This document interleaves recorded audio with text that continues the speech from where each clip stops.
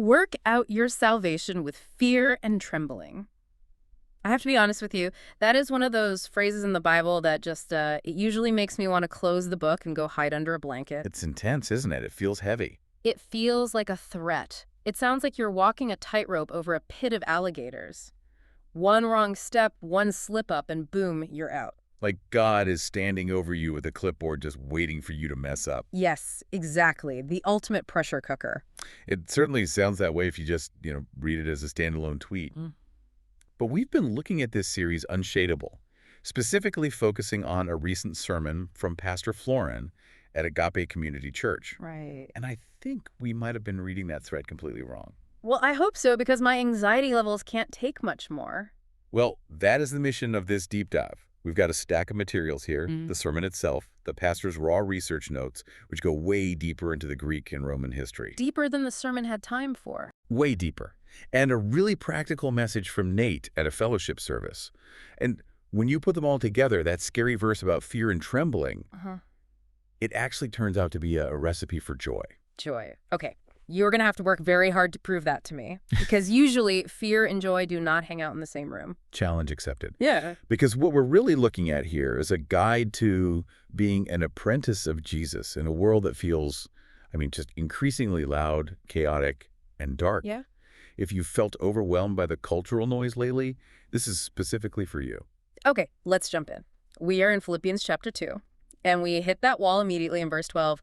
Work out your salvation. Now, in the sermon, this was framed as a massive tension point. Because on one hand, you have the bootstraps crowd. Right, legalists. They hear work out and think, okay, salvation is a paycheck. I have to clock in, do the hours, check the boxes, and earn my spot in heaven. And honestly, sometimes that feels easier because at least you know the rules. It does. It appeals to our pride. We like to think we can earn it. But that just leads to burnout or arrogance.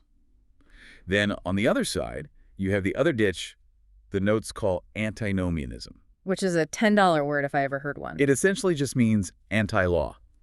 These are the people who look at the cross and say, well, Jesus paid it all. Grace covers everything. So I can just sit on the couch, do whatever I want, and coast into eternity. Exactly. So one side is burned out from working, and the other side is spiritually lazy. But Paul seems to be walking a razor's edge right down the middle. And the key to staying on that edge is understanding what Paul actually said in the Greek. Yes, he uses a specific word for work out.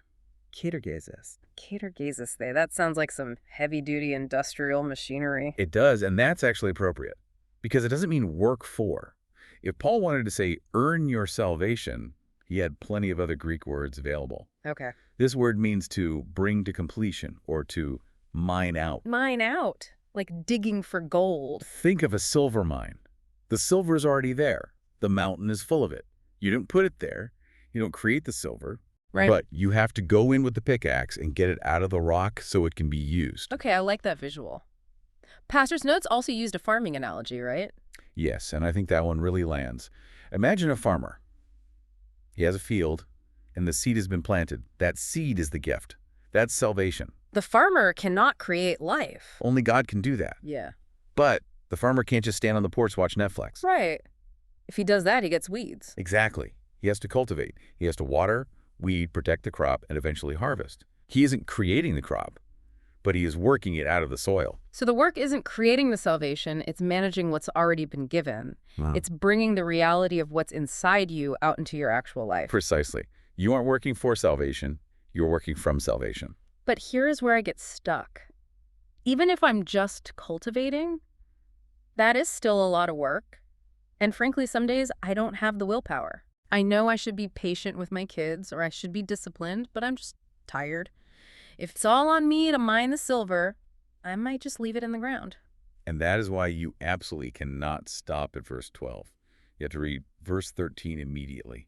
For it is God who works in you to will and to act in order to fulfill his good purpose. It feels like the engine room of the whole passage. It is. Yeah. This is the work paradox. We work out because God is working in. The research notes break this down in a really cool way. God provides two things, the will and the act. Okay, let's write that down. What does that actually look like on a Tuesday morning? The will is the desire. Yeah. You know that feeling when you suddenly want to do the right thing, you want to help that neighbor, or you want to pray, or you want to forgive someone who annoyed you. Yeah, and we usually take credit for that, like, wow, I'm such a good person today. Look at me being all holy and benevolent. Exactly. But Paul says, no, even that desire was a spark from God. And then there's the act. That's the capacity, the energy to actually follow through. So it's a cooperative reality. It's not just me gritting my teeth and trying to be better. Think of it like a sailing ship. You can't make the wind blow. That's God's job. Right. But you have to hoist the sails to catch it. If you don't hoist the sails, the wind blows right past you. If you hoist the sails but there's no wind, you don't move. You need both. That takes the crushing weight off. I'm not the generator, I'm the conductor. Exactly. You are an apprentice. An apprentice carpenter doesn't build the house alone, panicking that he doesn't know the blueprints. No. He stands next to the master, uses the master's tools, and follows the master's movements. I love that. It shifts the focus from performance to relationship. But we still have to deal with the elephant in the room, fear and trembling.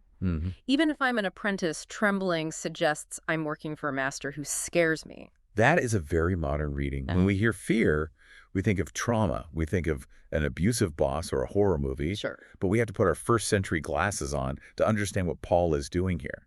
Okay, let's travel back to Philippi. What's the vibe there? Philippi was a little Rome. It was a Roman colony populated by retired soldiers.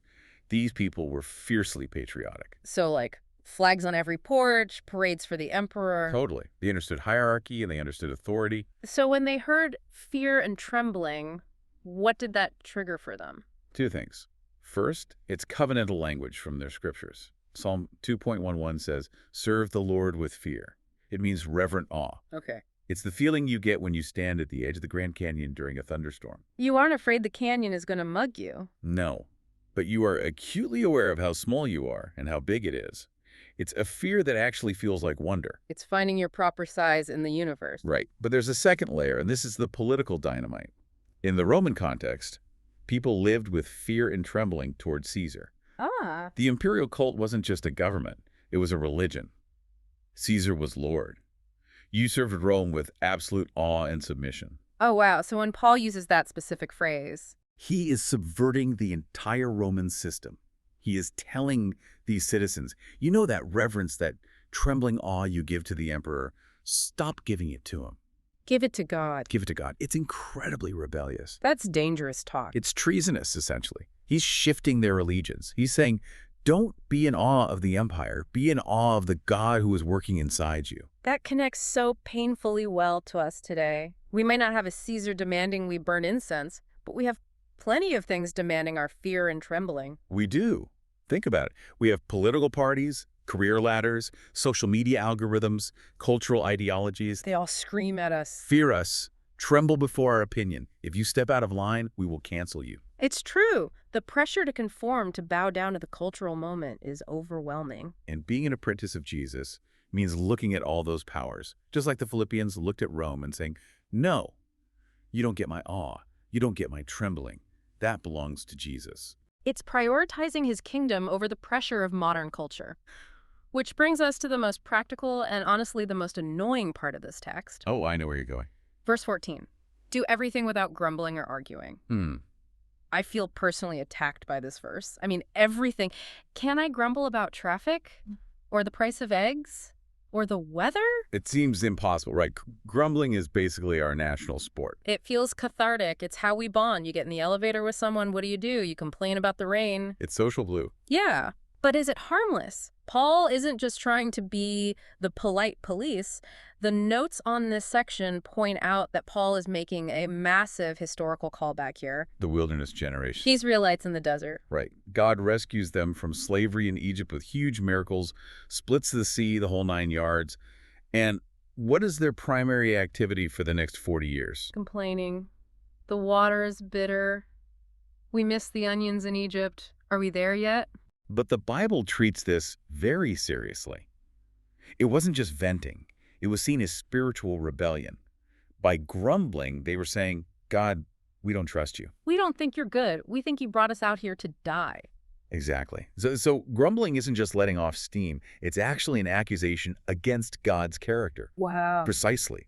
Moses called them a crooked and twisted generation in Deuteronomy. And Paul intentionally uses that exact same phrase here in Philippians. He's warning the church, don't be like them. Don't mirror the spiritual rebellion of the past. And don't mirror the culture of the present. Because if you look at social media or listen to cable news, cynicism and outrage are the currency. They're marketed as wisdom. We are taught that if you aren't outraged, you aren't paying attention. Right. The research notes highlight that in the Roman world, grumbling was associated with civic unrest and factionalism. It destroys unity. And it destroys our witness. That's what hit me from the sermon. If the church sounds exactly like the rest of the world, angry, bickering, complaining about the leader or the economy, why would anyone listen to us about Jesus? That's the so what here.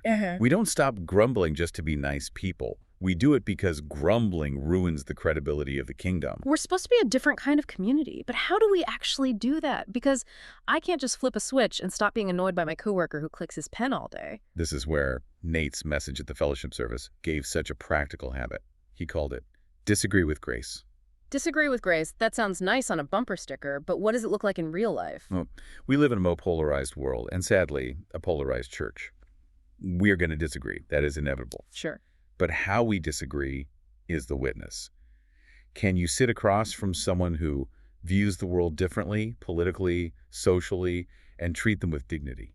Can you hold your convictions without demonizing the other person? That's the apprenticeship part.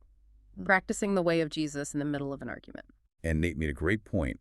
This is especially important inside the church.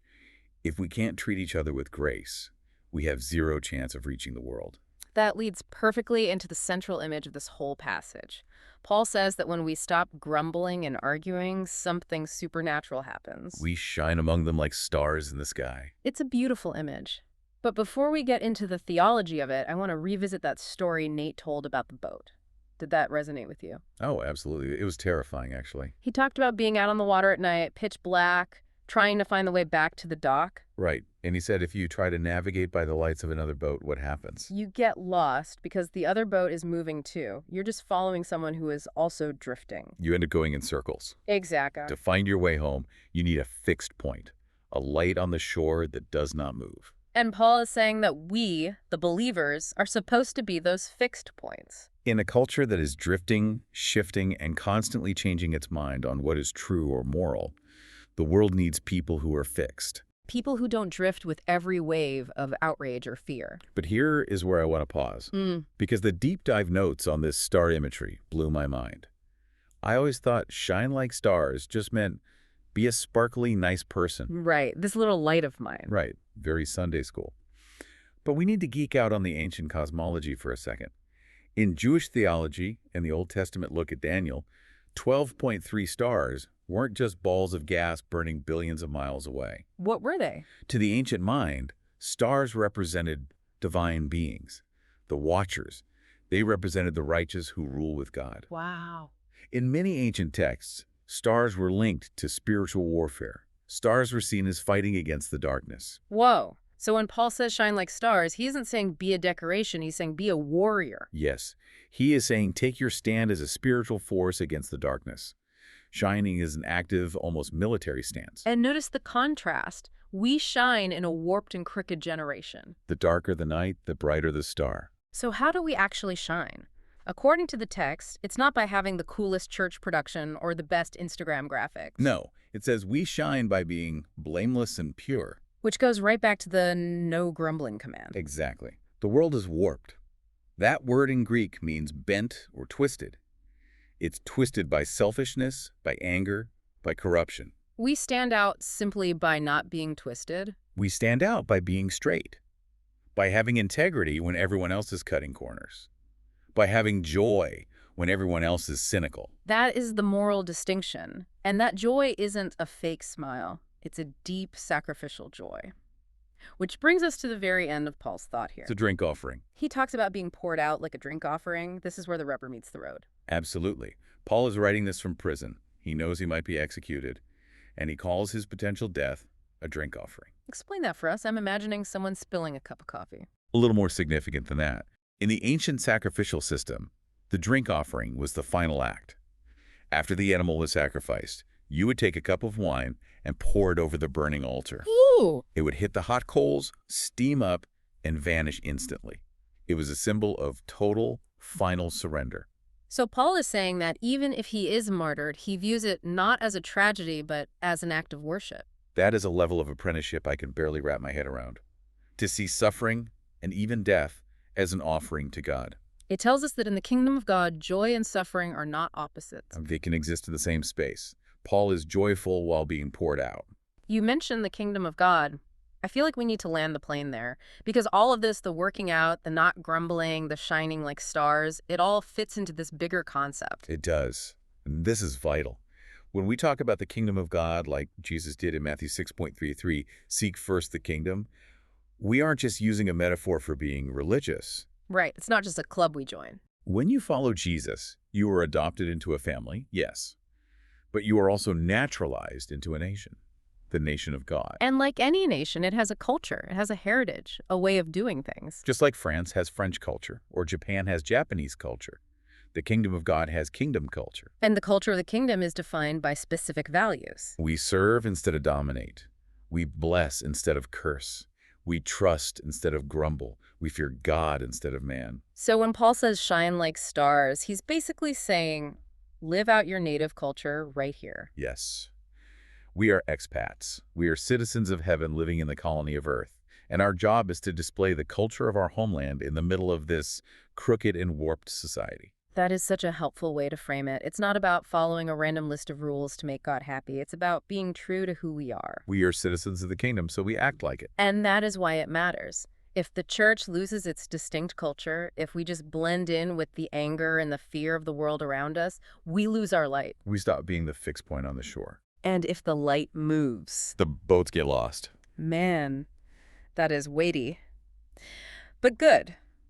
So what does this all mean for the person listening right now? Maybe they're in the car or at the gym or washing dishes. How do they start shining today?